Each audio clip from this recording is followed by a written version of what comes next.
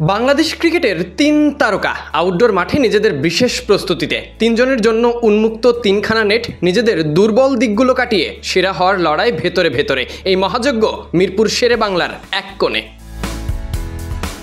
Helmet ঠিক করে মুশফিক গেছেন ব্যাটিং করতে। নিজ ক্যারিয়ারের সমসাময়িক সময়ে পারফরমেন্সে সেরা হয়ে নামের পাশে লেগেছে মিস্টার ডিপেন্ডেবল, মিডল অর্ডারে ভরসা, এমন সব বড় বড় তকমা। পঞ্চপাণ্ডব যুগে তাকে ছাড়া একাদশ কল্পনাই করা যেত না। বয়স বাড়ার সাথে অন্য ফরম্যাটগুলোতে বিদায় নিয়ে লাল বলে মনোযোগী অনুশীলনে দীর্ঘদিন উইকেটের পিছনে দায়িত্ব সামলানো এই ক্রিকেটার পূর্ণ মনোযোগী হচ্ছেন উইকেটের সামনে ব্যাট হাতে। সুযোগ আছে পারফরমেন্স করে সাদা পোশাকে নিজেকে নিয়ে যাবেন আরও উপরে। এই প্রস্তুতি সেই লক্ষ্যে।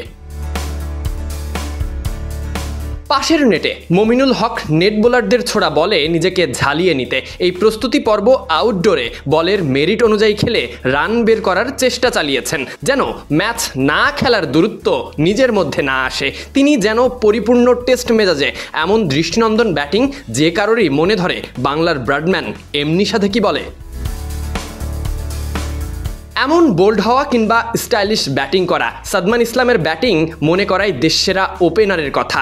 সাদমানের পিছনে বিসিবির ইনভেস্টমেন্টটাই সাদা পোশাক লাল বলের ক্রিকেটে আলাদা ভাবনা। তবুও ওপেনার সংকট কাটে না। অধারাবাহিকতা সহ নানা কারণে পিছিয়ে পড়া, সুযোগের অভাব ছিল না। দেখতে দেখতে বয়সটা 30 পেরিয়েছে। নামের পাশে 22 টেস্টের 42 ইনিংস জুড়ে গেছে, তবে তার রান সংখ্যা মোটে 1000 পেরিয়েছে। সাদমানের কাঁধে গুরুদায়িত্ব লাল বলের গোড়াপর্তনের। এখন অন্তত নিজেকে মেলে ধরার পালা। প্রস্তুতিতেও নজর কাড়া, এই কাজগুলোই মাঠে পারফেক্টলি করার ভাবনা।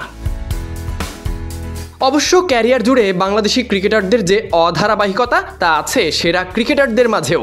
প্রস্তুতি, সুযোগ সুবিধা কিংবা টেকনিক্যাল ব্যাপারগুলোতে নেই কোনো অবহেলা। সন্দিহান শুধু তাদের মানসিক অবস্থা।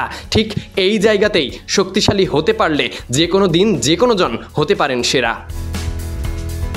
উল্লেখ্য, 3 ক্রিকেটারকে নিয়ে ক্রিকেটের রাজকীয় ফরম্যাটে বাংলাদেশের আলাদা ভাবনা। শুধু ভাবনা নয়, আছে ভরসা। তবে সেটা কতটুকু পূর্ণতা পায় সেটুকুই দেখার অপেক্ষা। মুশফিক, মমিনুল, সাদমানরা দিতে পারবেন তো সেরাটা? Sadique Ahmed, Sunny, BD ক্রিক time.